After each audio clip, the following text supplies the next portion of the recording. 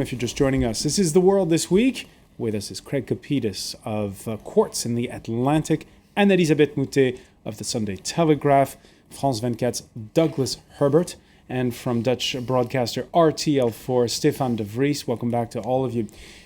The argument is still raging in newsrooms, not just in France or in the US, but around the world, over whether change at the top matters more in the US or in China, with the capital putting the final preparations there on the Communist Party's Congress, where the 10-year tandem of Hu Jintao and Wen Jiabao will bow out in favor next week of a new leadership.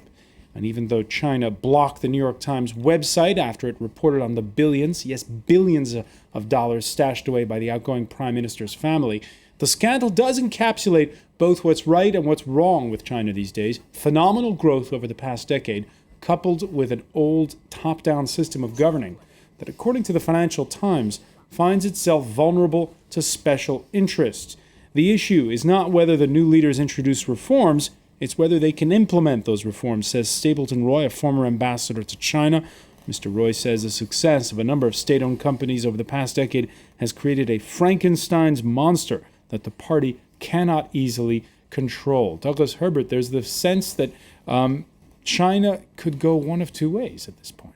Yeah, well, right now, I think the reform issue, you hit it really right on the head right now, because the problem that they're having right now is they're coming up against this party Congress. They've had more scandals and crises than they've ever faced coming into this. And, everyone calls it the once-in-a-decade leadership transition, which is the case. I mean, it's all very hushed up behind the scenes. It's supposed to be a bottom-up process. It's really the top brass deciding it from the top down. You only really find out afterwards when they all file out of the room at the end of the Congress who the new leaders are. And there's really a sense, you're absolutely right, can it go either way? Xi Jinping, who is lined up, in line to become the successor, he's already been all but anointed the next leader of China. It's really hard to know whether he'll be able to push through those reforms. How much power will he have? How much will he be beholden to the old leaders? Hu Jintao might be formally stepping down, but he might retain some role, perhaps as head of the country's military commission, which is a not too skimpy role. So there's going to be a lot, as there always is in China behind the scenes, a lot of factional politics and infighting and clashes among the princelings. You just don't know how much leeway will this guy have to push through reforms in a growing economy. Craig Kapidis, you spent years as a Moscow correspondent. When you see all of the speculation, the mystery that surrounds this change of leadership, it's familiar to you now. Yeah, the difference is that in China, it's the Communist Party that controls everything, and it's a very small party, unlike in the Soviet Union, where everyone was pretty much a member of the party. If you compare and contrast the two systems, the Communist Party is desperate to hold on to its power, which is obvious, and hold on to the control of all information, the release of which would lead them to lose power. One wonders how much longer the Communist Party can hold on to this power before having to implement some changes real changes, as Gorbachev did in Russia and the Soviet Union all those years ago. How long can you go on blocking websites? How long can you go on arresting hundreds of people and putting them in jail? But as Doug says, these are all princelings, and they're only less than 10% of the Chinese population is a member of the party, and then there's various tiers within that party, and frankly, I've never met anyone who could ever actually figure it out, even members of the Communist Party in China. So it's crunch time. It's crunch time, and does it matter more than the election in the United States, Elisabeth Moutet? It certainly matters a lot, if only because most of the American debt is held by China. So we should worry about this. What's interesting is that China has managed to remain nominally a communist country with a communist party, and it's got all the oligarchs at the top of the party. You were talking about the billionaires supposedly like. Well, here's another bunch of oligarch I'm not crazy about. Not only the outgoing prime minister, but a half a dozen members are several multi-billionaires at the top of the party. So there's something something sort of seriously wrong with the whole organization. But I think it can last much longer than Russia did, because Russia did not work. And China, for the given value of work, actually does work. It works for a middle class, which may be 500 million people. It certainly is improving. They are now talking about implementing social welfare, because people were saving too much and saving in cash to pay for their retirement and to pay for health. So it is something that is sort of progressing with corruption and infighting and the usual things at the top. It's a steam release valve. That's Yes. really what needs to be released here. You cannot have these pictures any longer of hundreds of people in various villages, thousands of people in towns complaining about this and that, and Chinese police and army going around and hitting reporters over the head with billy clubs. And one final point on this, Stefan de Vries. If the domestic politics gets too hot to handle, many fear that dispute over those tiny islands with Japan could be that release valve for the leadership of the party. Yeah, you already see it, because a lot of Japanese companies were obliged to leave China right now, and they're the most important trade partners, or number two. So that's very worrying, especially in the current context, where a lot of countries, and especially Japan, is of course suffering from the economic crisis, and China could also suffer from a possible conflict. All right, we're going to move on now. France this week picking not one, but two fights with Google. Keeping reporters at bay, the president, François Hollande, sat down Monday evening with the internet giant's chief executive, Eric Schmidt, for a long scheduled meeting. Only it came amid concerted plans between Paris, Berlin, and possibly even Rome to tax Google's ad revenue from Google News searches and referencing.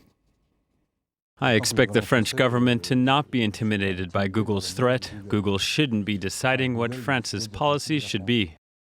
All right, the head of that News Weekly magazine. The French government, by the way, still negotiating on that score, but it might be a losing battle.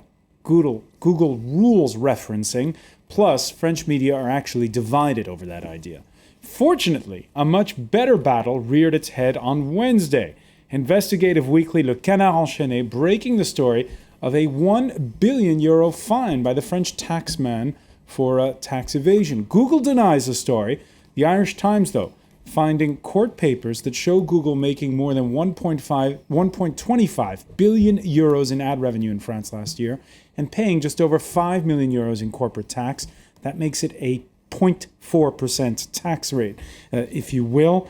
The Irish Times writing that Google, which declares its European profits in Ireland, insists that all its advertising in the region is handled by staff based in Dublin, and that Google France's work is limited to marketing assistance and service support. A Paris Court of Appeals finding the notion of independence suggested in that contract between Google Ireland Limited and Google France Limited, quote, does not correspond with reality. Craig Capitas, why are you shaking your head? François Hollande this week crossed the Rubicon from foolish to dangerous. Google is not breaking any laws. Not a one. If François Hollande... But is it unethical to be... Ethics don't count here, François. The law says what it says. And if François Hollande were a true leader, he would be saying to Eric Schmidt, what's your tax rate in Ireland? Let's see if we can do better or match it so we can have more tax revenue here. Instead of telling the French businessmen to get lost on the believe the figure is 30 billion euros in cuts for social services, etc., tells them to get lost. He acts like Louis Philippe and the last king of France. And instead of calling them in and saying, let's compromise on this, what does he do? He gives him and his little coterie of graduate students, give him the bum's rush. Now, Ireland, which is also in a lot of trouble, is making money off of Google. Why are they making money off of Google?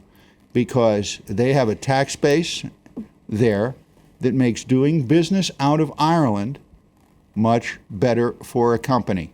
And if François Hollande were a real leader, which I believe he is not. Hold on, this is revenue generated in France. Should there be a 0.4% If he wants to take it, look, if the government of France tax rate on that? If the government of France wants to challenge that in court, go right ahead. We'll be talking about this court case 5 years from now. He is not being proactive. He is being reactive, and that's no way for a leader to act. Stefan de Vries? Yeah, I totally agree. Actually, the problem here is that it's a European problem. I mean, it's completely legal. Actually, even state-owned French companies use all kinds of tax constructions to optimize tax payments, completely legal, with the support of the French government. So what François Hollande is doing is completely hypocritical, and it is stupid. I do agree, because he's chasing Google. Google already threatened to not reference French media sites anymore, which would basically end French media on the internet, because they really rely on Google. And well, sending this letter of 1 billion in late taxes is like the French equivalent of a horse's head in a bed, and I think it's not really smart, and he also shows that he doesn't understand a thing of the global economy. Nothing. And nothing. about Google, I mean, Yeah, I mean, Google will be the winner okay, here. but can this jumpstart the debate over tax harmonization within the European Union and within the Eurozone? Of course, but do you think that France would like that? Because a lot of French companies are profiting from these constructions, and if you, I mean, Ireland has like a flat tax rate of 15%, something like that. But there are so many exceptions for French companies, for instance, that the effective tax rate in France is similar to the tax rate in Ireland. But that's not something that François Hollande likes to admit, because these are big companies that have a huge, strong lobby in French politics, and that's not something that will go down well in his electorate. And he's going. And you know who's going to get hurt on this too? It's the French media. Because frankly, Google can live, and the world can live without running Le Monde on the web, and that's a tragedy. That's a real tragedy. There's still negotiations on that point. Speaking of tax, well, I guess what are we going to say? Tax evasion, tax optimization, tax avoidance. The Greeks are finally putting people in the dock over what's become known as the Lagarde list. 2,000 Greeks who stashed savings in Switzerland, list handed over in 2009 by the then French finance minister. Justice may not be swift, but at least it's justice served, right? Wait a minute, though. They're not tax dodgers in the dock. They're journalists accused of violating data privacy laws. Fortunately, though, they were acquitted. The court's ruling sets an important precedent that gives my colleagues the opportunity to do their jobs, to tell the truth without being hostages, free of any obligation and without constraints. Craig Kapidis, I know it's a story you've followed. That list has been bantied around since 2009. Were you surprised to see the first prosecutions in the case were against journalists? I actually was, and I was relieved to see how quickly it went through the courts and how quickly the judge down there threw it out, which I can tell you is a really positive sign for Greece. I found that to be extremely the most positive thing I've seen in Greece for at least a year. That they said enough of this, monsieur, enough. We've got to clean this mess up. And I thought it took a lot of guts for that reporter to publish this list. And you leave yourself asking yourself why. Well, how come, Miss Lagarde didn't do something with this? How come the two Troika. parties in Greece, didn't do anything with this? How come others didn't do it with this? Again, it goes to show you that people with money have all the power. It's Z reversed.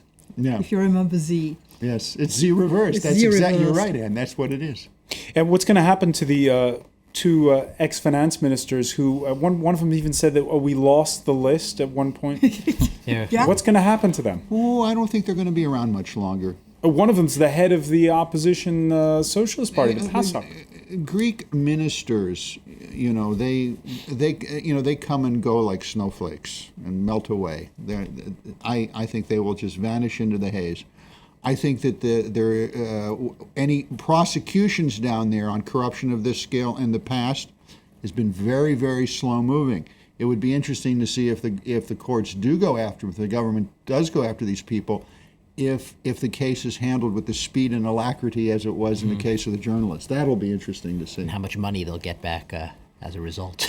Several billion, which they could use. The real problem being the church, anyway, and the church is not in the dock so far. The church doesn't pay taxes. It owns a majority of the land, I think, in Greece. And is supporting the ultra-right wing in many instances down there. There's a question, though. This came from a list that was leaked from somebody at HSBC in Switzerland to France. Now, that list was mostly French people. What's happened, Stéphane de Vries, with all the French people who are on the list? Very good question. I think their lawyers are studying all kinds of options of tax optimization, whether it be in Ireland or in France. I don't know I think a lot of people actually paid or made a deal with the French. Yeah, there was. No, but there's a legal snag because the list is not.